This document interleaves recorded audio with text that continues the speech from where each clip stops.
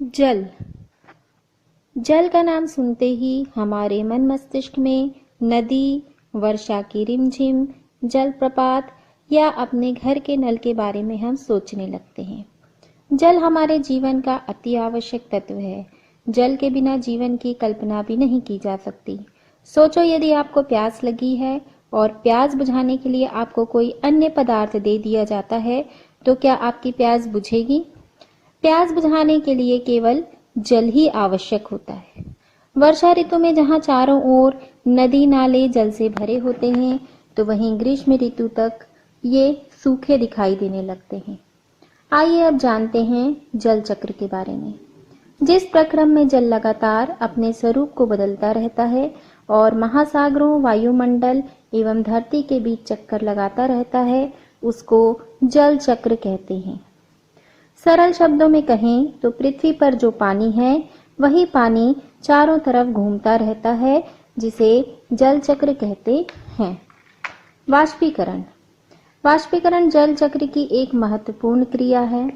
जब नदियों, झील और समुद्र के पानी को सूरज की किरणें गर्म करती हैं और यह वाष्प में परिवर्तित होता है, तो जल वाष्प नदी, झील और समुद्र को छोड़कर हवा में मिल जाता है। यह क्रिया वाष्पीकरण की क्रिया कहलाती है। अगली क्रिया है संघनीकरण।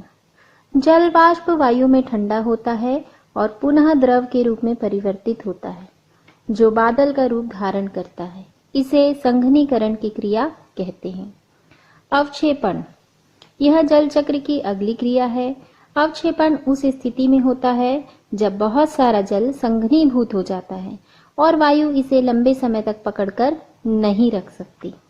बादल भारी हो जाता है और पृथ्वी पर पुनः पानी वर्षा, ओला और बर्फ के रूप में गिरता है।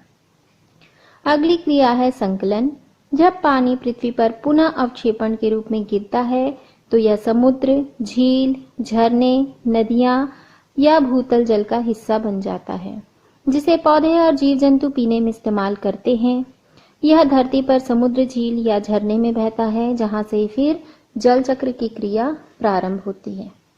क्या आप जानते हैं कि पृथ्वी पर कितना जल है? पृथ्वी की सतह पर लगभग 75% जल है, परंतु इसका 97% जल समुद्रों में है तथा पृथ्वी का केवल 3% जल ही पीने के लिए इस्तेमाल किया जा सकता है। जल का अधिकांश हिस्सा बर्फ या ग्लेशियर के रूप में है या मृदा में मिल जाता है। अतः हम जो पानी इस्तेमाल करते हैं, वह पृथ्वी के सतही जल की कुल मात्रा का केवल 0.5% है। समुद्र का जल लवणीय होता है, अतः यह पीने के योग्य नहीं होता। अब आप समझ ही गए होंगे कि पृथ्वी पर कुल जल का बहुत छोटा सा अंश ही हमारे उपयोग के लायक है। इसमें जल का कुछ हिस्सा वर्तमान में प्रदूषित हो चुका है, जो उपयोग के लायक नहीं है। यह जल प्रदूषण के कारण है। जल प्रदूषण क्या है? जब झीलों, नहरों, नदियों, समुद्र तथा अन्य जल निकायों में विषैले पदार्थ प्रवेश करते हैं और यह इसमें घुल जाते हैं अथवा पानी में पड़े रहते हैं या नीचे इकट्ठे हो जाते हैं, जिसके परिणाम स्वरूप जल प्रदूषित हो जाता है। इससे जल की गुणवत्ता में कमी आ जाती है तथा जल उपयोग के लायक नहीं रहता, जिससे जल संकट की विकराल समस्या उत्पन्न हो रही है।